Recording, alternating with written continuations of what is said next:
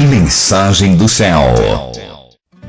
O que é pecado para a morte? Em primeiro lugar, eu quero sempre lembrar vocês que esse pecado para a morte é proposital, não é? Nós podemos cometer pecados, nós podemos cometer algum erro que nós não preconcebemos, ou seja, é um pecado que você age com relação ao desejo seu incontrolável, ao qual você se submeteu e você peca, mas você premedita, você tem que tomar passos.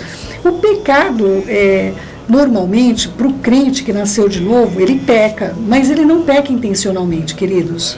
O crente que nasceu de novo, ele não vai pensar em contar uma mentira. Olha, eu vou contar uma mentira sobre isso aqui para eu me sair bem, queridos. O crente sabe que não tem mentirinha branca, sabe que todo que mente procede do maligno, viu, queridos?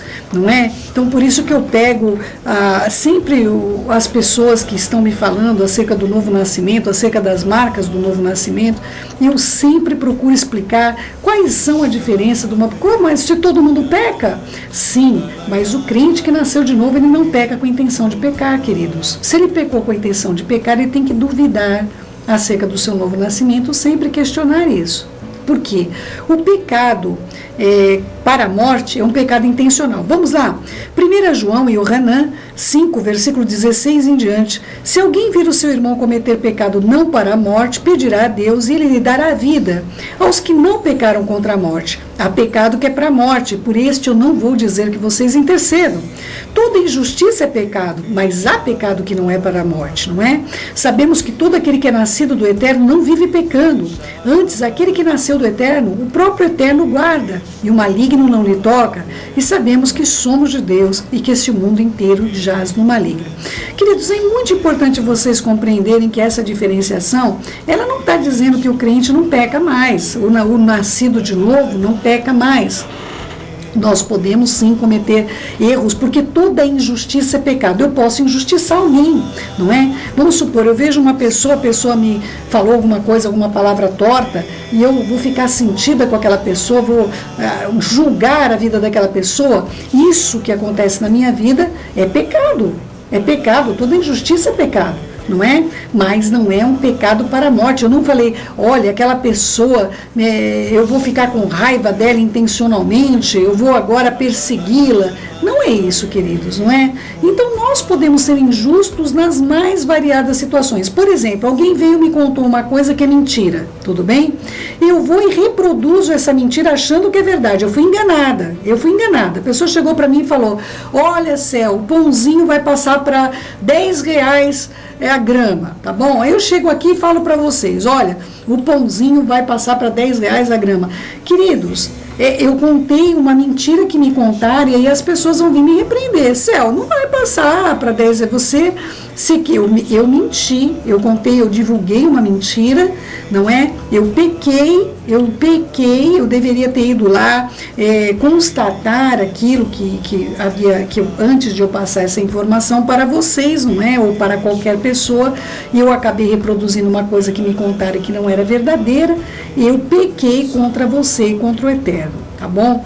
Então, só que não foi intencionalmente, queridos. Não é uma questão de eu chegar aqui para vocês e falar, olha, agora eu vou deixar todo mundo doido contando que o pãozinho vai passar para R$10 a grama. Vocês entendem qual é a diferença, queridos, da intenção de pecar? É muito importante você entender isso sobre o pecado para a morte. Olha, nós já tratamos que alguns pecados, eles de uma maneira tão profunda na vida da pessoa, que ele pode causar enfermidades. Eu vou ler para você, por isso que essas pessoas que não discernem quando uma enfermidade é uma enfermidade, quando uma enfermidade é decorrência do pecado, não é? Há enfermidades decorrentes do pecado, querido. Querido meu, querida minha, olha só. O HIV não é uma decorrência do pecado? Céu, nem todos. Tem hemofílicos que não pecaram e eles receberam, evidentemente. Assim acontece também com o pecado, queridos. Você precisa compreender com essa diferença de pessoas que elas adquiriram o mal de modo intencional e quando elas adquiriram alguma coisa de modo involuntário, não é, queridos? Olha só, uma pessoa que foi vítima de abuso sexual, ela não pode ser contaminada com o vírus? não é? Ela não pode pegar uma doença venérea, não é? Então vocês compreendem que o pecado tem de ser tratado dessa maneira, não é? Há pecados que nós não queremos de modo algum desenvolver aquilo, mas há pecados onde a pessoa está procurando aquela situação na vida dela, não é?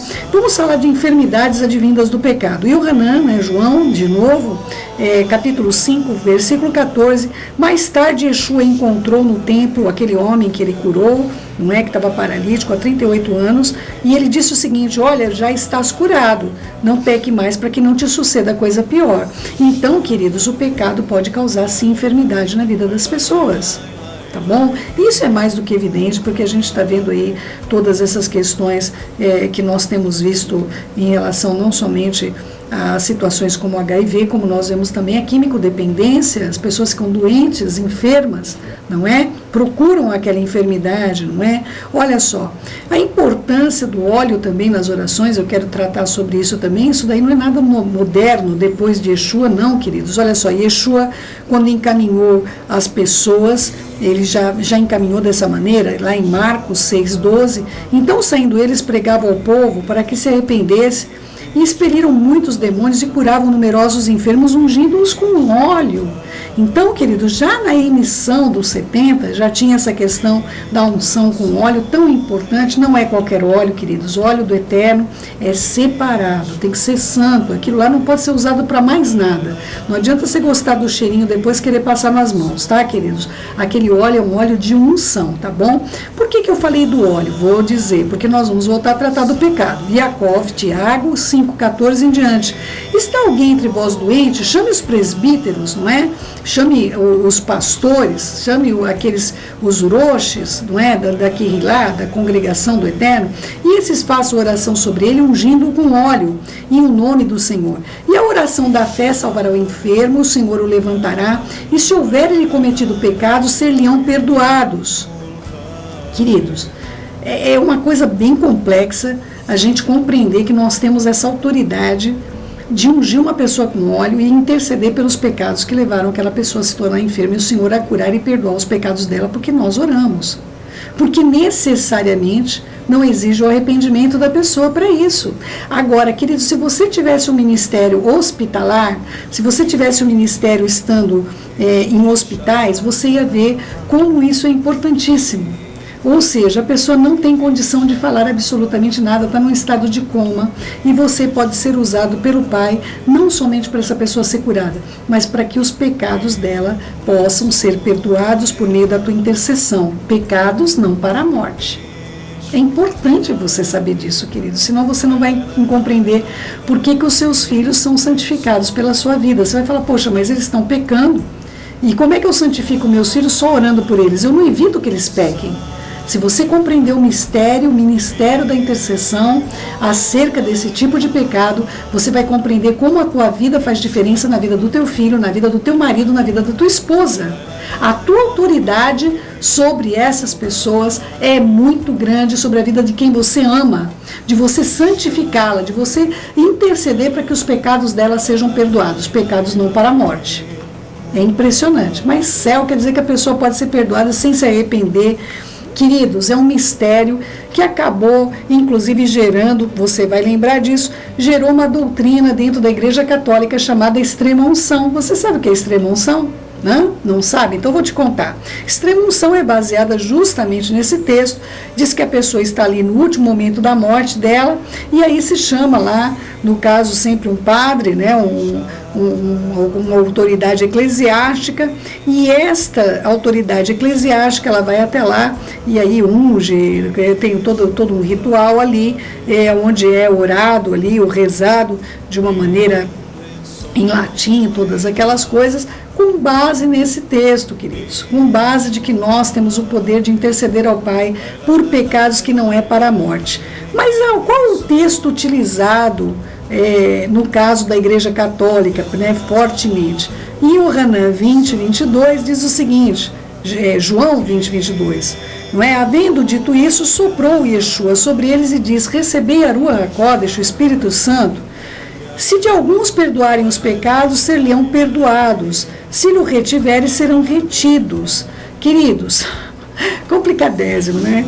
Fizeram disso uma doutrina. Queridos, isso aqui é exclusivo para as pessoas cheias da Ruach HaKodesh, batizados e imersos no Espírito Santo. Por isso a importância de você ser imerso na Ruach HaKodesh, poder falar em outras línguas, não é? Falam todos em outras línguas? Não, a maior parte fala, não é? Mas todo batizado com a Ruach HaKodesh fala em outras línguas? Eu já disse para vocês que não. Aliás, é uma pergunta que é feita pelo próprio Shaul HaShaliach. Falam todos em outras línguas, não é? Então há pessoas que vão estar imersas na Ruach e não têm o dom de falar em outras línguas, mas a maior parte das pessoas são evidenciadas o estarem cheias da Ruach por meio de falar em outras línguas, tá bom? Nem todas as línguas também provêm do Eterno, viu, querido meu, querida minha? Então, todas essas questões têm de passar por um crivo importantíssimo.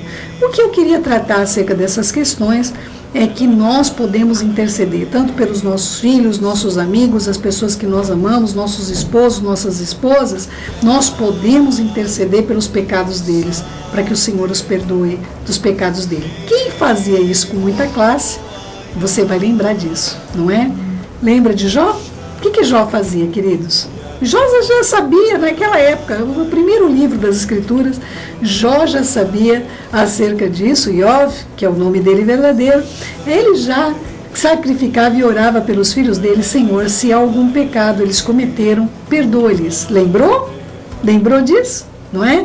Para você ter uma noção até que ponto a nossa intercessão pode ir. Nós podemos interceder por todo pecado que não é para a morte, mas nós não podemos interceder para pecado que é para a morte, queridos. E aí é a pergunta que me fizeram, não é? Céu, há diferença então de pecados? Sim, queridos, não é? Te contaram que pecado é pecado, não tem pecadinho, pecadão, tudo é pecado, não é? Não é verdade, queridos, não é? Não deem ouvido a até chavões, não é? Que sai por aí pelo mundo afora, não é? Existem diferenças de pecados e pecados, e Yeshua diz isso, não é? Yeshua responde a Pilatos em Yohanan, João 19:11, respondeu-lhe Yeshua: nenhuma autoridade teria sobre mim, se do alto não te fosse dada, por isso quem me entregou a ti maior pecado tem. Ele não estava falando de Erudá, o Iscariote, Judas, né? Embora também fosse um grande pecador, mas ele estava falando nesse caso de todo o sinédrio que o havia entregado para Pilatos, não é? Então ele estava dizendo que o sinédrio tinha um pecado maior e que Pilatos tinha um pecado, porém o pecado era menor. Vocês conseguem compreender isso, queridos? Então há diferença de altura, de largura e de profundidade acerca dos pecados também. Vamos ler outro texto que vai deixar isso mais claro para vocês. Levítico 24, 15 e 16 diz o seguinte: qualquer que amaldiçoar ao seu Deus levará sobre si o seu pecado, mas qualquer um que amaldiçoar o seu pai levará sobre si o seu pecado, mas aquele que blasfemar o nome do Senhor certamente morrerá. A diferença entre lidar com o pai e a diferença entre você lidar com relação ao próprio Deus Todo-Poderoso. A diferença entre as questões bastante diferenciadas. Eu quero até pegar esse texto aqui nessa tradução de Levíticos 24, 15 e 16 para a gente poder tá vendo aqui nessa tradução que está aqui na rádio. Vamos lá, vamos ver como é que está nessa tradução. Aos filhos de Israel falará dizendo: qualquer que amaldiçoar o seu Deus levará sobre si o seu pecado, e aquele que blasfemar no nome do Senhor certamente morrerá. Toda a congregação certamente o apedrejará, assim o estrangeiro como o natural, blasfemando do nome do Senhor, será morto. Qual que é a diferença de tratativa, queridos? Qual a diferença de tratar ao Eterno e de tratar o nome do Eterno com transgressão? De tratar ao Eterno como seu dono, como seu Senhor, e de tratar ao Eterno como sendo o nome dele, que é santo, santo, santo, e nem pode ser mencionado. É um dos motivos porque nós não ensinamos ninguém a falar o nome do Eterno, porque isso é muito certo, de que ele vai se irar, vai se levantar contra qualquer um que tomar o nome dele em vão, meu querido e minha querida, não é? A diferença de pecados é evidente, não é? Se eu falar mal do Eterno, é diferente de eu fazer o quê? Aquele pecado que foi ensinado para vocês com relação a Ruach HaKodesh, não é? que é o quê? De você intencionalmente blasfemar, ou seja, cometer uma heresia, ou seja, quebrar regras de leis que foram colocadas pelo próprio Eterno em relação a algumas questões. Então, em alguns momentos, o povo de Israel poderia pegar e falar mal do Eterno, falar, poxa, Senhor, o Senhor não me ama mais, não é? Isso é um pecado contra o Eterno. Senhor, o Senhor não olha para mim, isso é um pecado contra o Eterno, não é? Isso é falar mal, é amaldiçoar o Eterno, não é? Mas uma outra coisa é nós dissermos, olha Deus, o Senhor não é mesmo, e começarmos a falar coisas contra quem Ele já mostrou para nós que Ele é, não é? Então uma pessoa que amaldiçoar o seu Deus como pai, como autoridade sobre a sua vida, dizendo, o Senhor não me ama mais, olha o Senhor, dizendo o contrário daquilo que Ele já disse que é verdadeiro, Ele não pode mudar, Ele vai ter perdoado, vai levar o seu pecado sobre si, mas ele vai viver. Mas aquele que blasfemar contra o nome do Senhor, dizendo que Ele não é quem Ele é, que as autoridades que foram constituídas não foram da maneira que Ele ordenou, não é? Esse certamente deve morrer, não é? Ou seja, é importante que você possa compreender algumas palavras que ficam bastante confusas, já falei para vocês no outro estudo. A palavra blasfêmia, heresia, acabam tendo uma conotação que ninguém sabe o que quer dizer, não é? É um insulto ao direito, não é? Uma oposição intencional contra aquilo que o Eterno disse, contra quem Ele é, não é? E o mesmo acontece, como eu disse, a palavra pecado, que a palavra pecado significa transgressão, transgredir. E transgressão o que, queridos? Transgressão à lei. Que lei? Aquela que você já ouviu dizer que a lei acabou, não é? Todo pecado está englobado na lei. A lei que você não deve conhecer muito bem, porque parece que disseram aí para você, mentiram para você, você gostou da ideia, que a lei acabou, não é? Ou seja, prega-se que a lei não exige mais, porém a humanidade continua morrendo porque transgride a lei, não é? Que coisa, não é? Uma falta de senso das lideranças espirituais desse mundo tenebroso que nós habitamos e que estão enganando o povo inteiro e abrindo a porta do inferno largamente diante dos pés de todos aqueles que poderiam se desviar desse mal, mas estão caindo como ovelhas no matadouro, literalmente, porque disseram que a lei acabou, ninguém estuda a lei, não é? Ninguém procura mais saber acerca do que o Eterno se agrada e do que Ele se desagrada, não é? E é importante você compreender, querido meu, querida minha, que embora o perdão em Yeshua exista para todas as questões das nossas vidas, exceto contra o pecado do Espírito Santo, que eu já tratei. Quem está assistindo aí no YouTube, pegue lá o que é pecado contra o Espírito Santo. E é importante que você possa compreender que um perdão não ocorreu e não ocorrerá jamais. O nosso corpo, por mais santificado que você seja, ele vai morrer, não é? Alguns homens santos mesmo do Pai, nós vimos aí algumas situações como aconteceu com Eliahu, com Elias, algumas situações como aconteceu com Enoque, não é? Mas até o nosso Senhor Yeshua morreu, não é? Morreu e ressuscitou, um homem sem pecado nenhum. Então esse corpo, queridos nossos, no caso, excetuando o caso da vida de Yeshua, mas de todos os homens que nasceram de novo, com raríssimas exceções, esse corpo está condenado à morte. E claro, todos aqueles que serão arrebatados não conhecerão a morte, terão um corpo transformado, não é, queridos? Espero, oxalá, façamos parte dessa eleição, amados. Olha só, 1 Coríntios 15, 56 diz que o aguilhão da morte é o pecado e a força do pecado é a lei. Não é? E aí o pessoal toma raiva da lei, não é, queridos? Então vamos fazer o seguinte, vamos matar a lei que aí não tem pecado. Queridos, não é assim que funciona, não é? Romanos 7,7, que diremos, pois, é a lei pecado? De modo nenhum. Mas eu não teria conhecido o pecado senão por intermédio da lei, pois eu não teria conhecido a cobiça se a lei não dissesse, não cobiçarás. Mas o pecado, tomando ocasião do mandamento, despertou em mim toda sorte de concupiscência, porque sem lei está morto o pecado. Outrora sem lei eu vivia, mas sobrevindo o preceito, reviveu o pecado e eu morri. O mandamento que me fora para a vida, eu verifiquei que esse mesmo se tornou para a minha morte, porque o pecado, prevalecendo-se do mandamento, pelo mesmo mandamento, me enganou e me matou. Por conseguinte, a lei é santa, o mandamento é santo, justo e bom. Acaso o que era justo, bom e santo se tornou morte? De modo nenhum.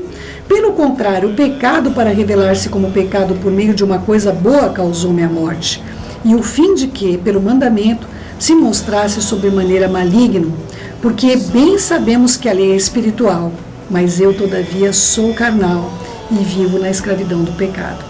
Aqui Shaul vai dizer o seguinte, queridos, nós temos uma corrupção natural, que todos nós nascemos embaixo dessa corrupção natural.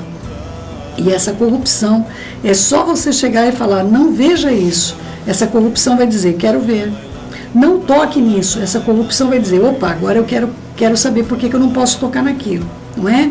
Então essa coisa, é importantíssimo você conhecer a lei. Do contrário, você não vai saber nem o que é pecado. Tem muita gente aí fofocando, não é? Que é assassinato, lashon hará. Tem muita gente falando mal, tem muita gente destruindo ministérios, destruindo vidas de pessoas. Tem muita gente que tem olhos maus, não é?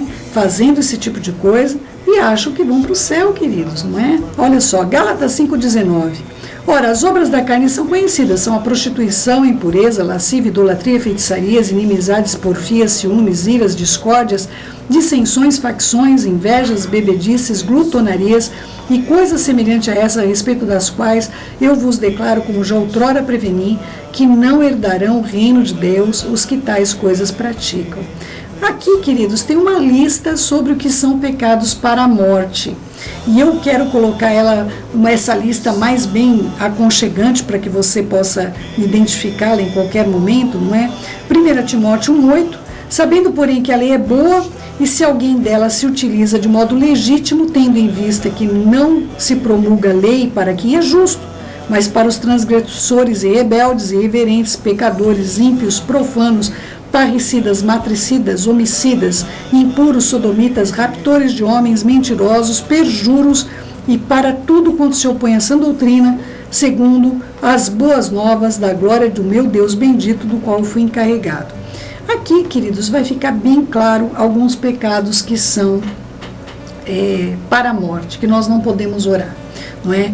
O pecado de glutonaria, queridos, aí a pessoa vai ver lá uma pessoa obesa, de acordo com todo o apelo de alimentos que tem sido feito, e vai dizer que aquela pessoa ela está num pecado para a morte, você não vai interceder. Queridos, muito cuidado, glutonaria, queridos, é muito diferente de uma pessoa ter obesidade mórbida, todas essas coisas. Glutonaria é uma pessoa que se alimenta, e por incrível que pareça, as pessoas que são glutões, elas são magras, não é?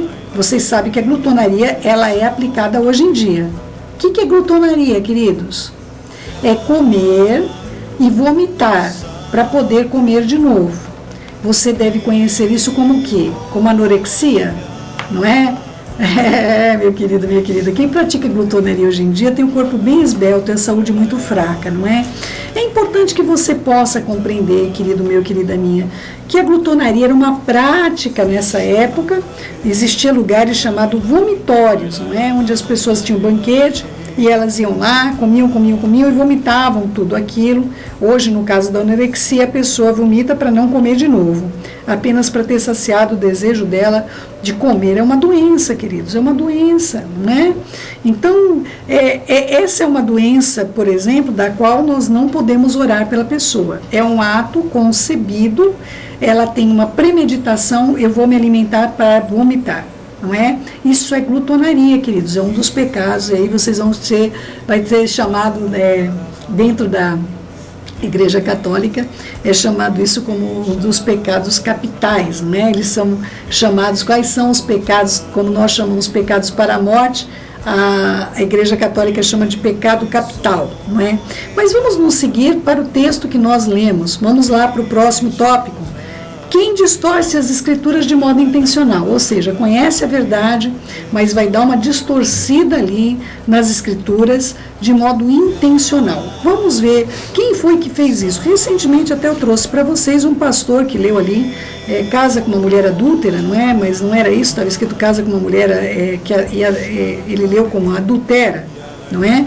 E aí acabou até programa de televisão passando isso daí nacionalmente, não é? Pegou uma palavra da escritura, distorceu essa palavra da escritura, ele casado ou a mulher casada também, para fazer algo de modo intencional, meus queridos. Isso é uma distorção intencional. A pessoa vai lá e diz o seguinte para você: olha, o Antigo Testamento, como eles gostam de chamar, acabou, mas o dízimo continua. Então, mas como é que acabou, né? É um negócio, quer dizer, acabou só para eu aprender, mas o dízimo que está lá continua. Então é uma coisa complicada, não é? Bastante complicada. Então, distorcer as escrituras de modo intencional é um dos pecados capitais. Quem persegue a verdade com difamação, então a pessoa é do eterno. É pecado para a morte. Tá bom? Perseguir alguém que está pregando a verdade de modo intencional, de destruição, de difamação, isso é um pecado para a morte. Feitiçaria e idolatria é um pecado para a morte, queridos, tá? Feitiçaria e idolatria é um pecado para a morte. Difamação e perjuro, o que é um perjuro? A pessoa chegou lá diante de um tribunal, colocou lá, jurou dizer a verdade e ela perjura, fala mal contra alguém. Isso é pecado para a morte, nós não podemos interceder por isso, não é? Assassinatos, seja dos pais, abortos ou assassinato de outras pessoas, um assassinato intencional, queridos, não é? Até nas escrituras existe diferença de uma morte não intencional, por exemplo, a pessoa está brincando com a outra cai, bate a cabeça lá e morre, não é? Esse não foi um assassinato intencional, queridos, com intenção, não houve dolo, não é? É um assassinato culposo, mas até a própria legislação do país reconhece a diferença de um assassinato para outro, queridos, não é? Então, olha só, o assassinato dos pais, abortos e assassinatos intencionais também são pecados para a morte que nós não podemos interceder. Imoralidade sexual, adultério, fornicação, pornografia, prostituição, nós não podemos interceder por esse tipo de pecado, queridos. A pessoa tem que se arrepender dos seus pecados, nós podemos orar para que as pessoas possam pedir perdão dos seus próprios pecados. O homossexualismo também está dentro do critério da imoralidade sexual, e nós não podemos orar de maneira nenhuma: Senhor, perdoa o homossexualismo daquela pessoa, não é? Nós temos de colocar para o Eterno o que nós podemos dizer para ele: Senhor, que essa pessoa possa se arrepender dos seus pecados, mas até a elevação desse pecado, e qualquer um que tenta destruir o seu corpo, seja por suicídio, ou seja por degradação. Então a pessoa, ela se degrada, ela começa a ingerir álcool, ela começa a ingerir drogas, não é? Ela começa a ingerir qualquer química dependência, seja qualquer nível, e também autossabotagem, não é, queridos? Então a pessoa lá, ela é hipertensa, aí ela vai lá e come uma bandeja de azeitona preta, não é, queridos? Isso é uma autossabotagem, é o tipo de pecado que a gente não pode interceder, tá bom, queridos? A pessoa que está destruindo o seu organismo intencionalmente, ela sabe que aquilo faz mal, mas ela ela intencionalmente. Não estou falando de pessoas que querem parar, queridos, não é? Porque a pessoa que, por exemplo, se tornou viciada, ela tomou a decisão de usar a droga inicialmente, queridos, não é? Esse é o tipo de coisa que nós temos de orar pela pessoa, para que a Rua venha trazer arrependimento sobre ela, mas nós não podemos interceder para que o pecado dela seja cancelado. Tá bom, queridos? Será que ficou claro, meus amados? Vocês podem perguntar, não é? Então, o que eu posso pedir, orar, Senhor, perdoa o pecado? De pecados não intencionais, queridos, de pecados que a pessoa cometeu não intencionais, não é? Nós temos o poder de perdoar pecados. A pessoa pecou contra mim, eu tenho o poder de perdoar o pecado dela. O pecado que ela infringiu contra mim, eu tenho o poder de perdoar esse pecado. Eu também tenho o poder de interceder a Deus pelo pecado não intencional de uma vida, e o Senhor lhe perdoará os pecados, tá bom? Mas o pecado para a morte eu não posso interceder pelo pecado, eu posso interceder só pela vida. Vocês entendem isso, queridos? Né? Espero que tenha ficado claro, porque é assim que vocês compreenderem os pecados para a morte, não é? Todos eles são premeditados, a pessoa pensa para poder pecar. Eu espero que você tenha entendido isso muito bem.